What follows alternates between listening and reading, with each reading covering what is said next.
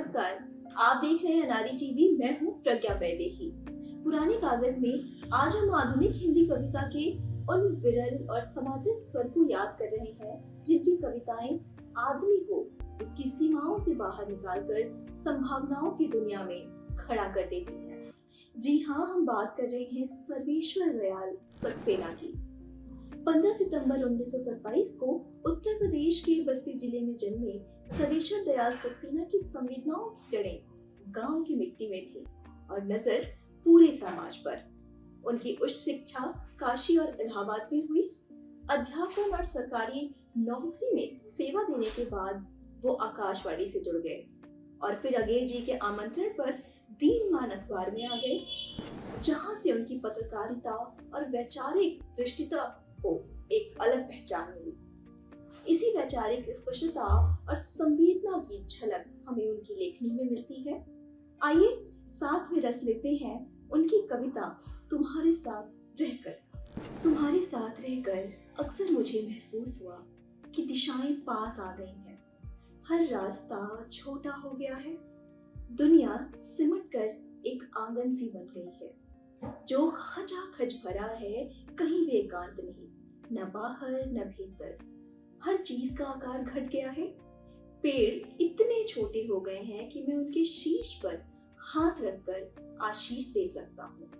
आकाश छाती से टकराता है, मैं जब चाहूँ बादलों में मुंह छिपा सकता हूँ। तुम्हारे साथ रहकर अक्सर मुझे महसूस हुआ कि हर बात का एक मतलब होता है, यहाँ तक कि घास के हिलने का भी, हवा का खिड़की से आने का और धूप का दीवार पर चढ़कर चले जाने का।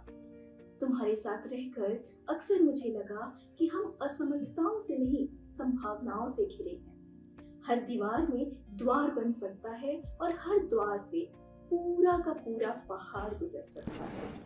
शक्ति अगर सीमित है तो हर चीज अशक्त भी है।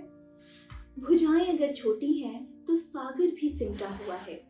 सामर्थ्य केवल इच्छा का दूसरा नाम है। जीवन और मृत्यु के बीच जो भूमि है वो नियति की नहीं, मेरी है। सर्वेश्वर जी की यह कविता केवल प्रेम का साथ होने का बयान नहीं है, ये मनुष्य की आंतरिक ताकत और दुनिया को देखने के बदले हुए नजरिए की घोषणा है। सर्वेश्वर दयाल सक्सेना ने कविता के साथ साथ नाटक, उपन्यास, यात्रा संस्मरण और बाल साहित्य में भी उल्लेखनीय योगदान दिया। रंगमंच, नृत्य और संस्कृति पर उनकी समीक्षाएं भी उतनी संवेदनशील और सजग हैं। कविता संग्रह खूंटियों पर टंगे लोग के लिए उन्हें 1983 में साहित्य अकादमी पुरस्कार से सम्मानित किया गया।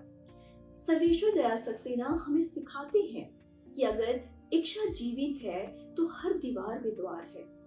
हर सीमित मनुष्य के भीतर असीम संभावनाओं का आकाश है। हमारे उपक्रम पुराने कागज में आप किस कवि को सुनना चाहते हैं, बताइएगा जरूर और अपनी दोस्त प्रज्ञा को दीजिए इजाजत। नमस्कार।